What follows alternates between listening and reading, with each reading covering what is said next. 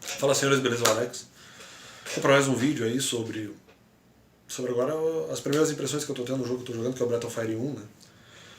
E assim, é um jogo que eu considero interessante, assim, ele tem uma premissa legal, ele também, eu não sei se exatamente ele tem uma história que vai ser contada de uma maneira tão profunda quanto outros jogos de RPG que já começam até com histórias muito profundas.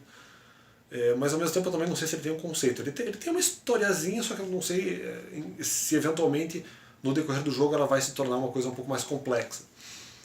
É uma franquia que eu já joguei relativamente bastante, já joguei o 3 e o 4, né, porque são para PlayStation 1.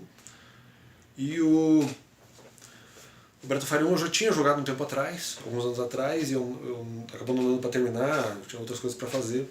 E se não me engano eu joguei a versão do emulador do Super Nintendo, né? E uma coisa que é legal, que chama a atenção, é que no jogo do Breath of Fire 1 dá pra você dá pra você vivenciar, vamos dizer assim, dia e noite.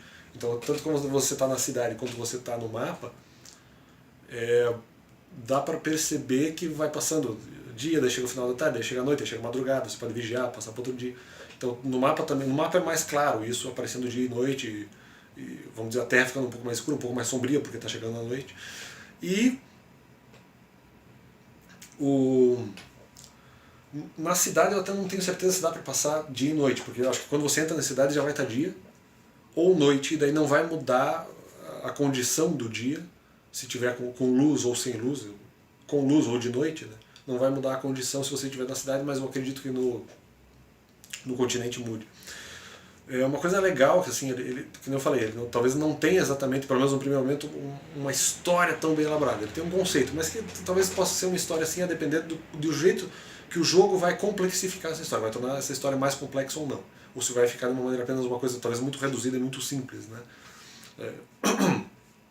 Havia uma deusa chamada Tyr, e ela havia também vários clãs de dragões, e ela, vamos dizer, mais ou menos provoca, ela como se fosse significasse uma deusa do desejo, e ela provoca essas famílias no sentido de eventualmente privilegiar algumas em detrimento de outras e causa guerra entre elas. Então eu acredito que por esse tipo de privilégio, ou eventualmente dá para uma família o que a outra quer, e mesmo que a outra tenha recebido uma coisa que ela não quis, mas queria o que a outra família tinha. Então é como se ela, a impressão que passa é como se ela estivesse desejando isso, né? Desejando iniciar realmente esse conflito entre os clãs de dragões. E é um jogo clássico, né? Acho que não há tanto o que se falar. Uma coisa também que eles tentam ali, vamos dizer, não exatamente dar uma filosofada, como é que eu posso dizer? Vou tentar trazer uma reflexão um pouco mais profunda quando eles comparam o ser humano, né? Porque no mundo existem muitos seres humanos e eles são comparáveis à areia, talvez areia no deserto, areia na beira da praia, ou também como as estrelas do universo, né? Então, existem muitas estrelas e eventualmente muitas vezes o brilho dela ou se apaga ou não passa sempre no planeta, a gente não sabe todas as vezes algumas estrelas, o brilho de algumas estrelas não chega necessariamente no planeta, talvez por causa de posição de órbita, não sei explicar isso. E muitas vezes a vida humana ela também é tão rápida e fugidia e fugaz, e talvez efêmera para esses padrões universais, como uma estrela, entre aspas, às vezes tão sem importância como um grão de areia, né? E mesmo assim nós somos importantes, até vou fazer uma comparação com Deus, né? Mesmo assim nós temos aí o nosso valor diante de Deus. Uma coisa também que eu queria levar em consideração é um pouco em relação ao gameplay mesmo. É interessante como esse jogo ele feito de uma maneira, até seguindo um pouco a linha dos RPGs da época, que eram talvez um pouco mais difíceis, né? Eu acredito até que realmente fossem. E é legal, porque no Breath of Fire 1, cara, mesmo que você evoluiu bastante chegou no chefe, às vezes você não consegue ganhar.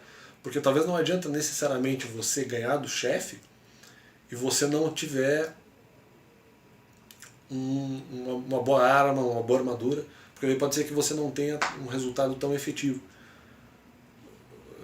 para ganhar. Então você, ao mesmo tempo que você tem que ter um nível, você tem que estar bem equipado. Em outros jogos de RPG, talvez até mais fáceis e mais atuais, não totalmente independente, mas no começo do jogo, por exemplo, se você não mudar de espada ou de armadura, não vai fazer diferença. Você pode usar a pior arma que você tem e ainda pode ganhar do chefe com muita tranquilidade, a depender do quanto você evoluiu. Ou até se evoluir pouco, né, dependendo do jogo. Esse Breath of Fire 1 ele dá uma importância muito grande, claro, para o nível, não adianta você ter um nível baixo, mas não adianta você ter um nível alto e você não ter bons itens, bons equipamentos para poder equipar no teu personagem.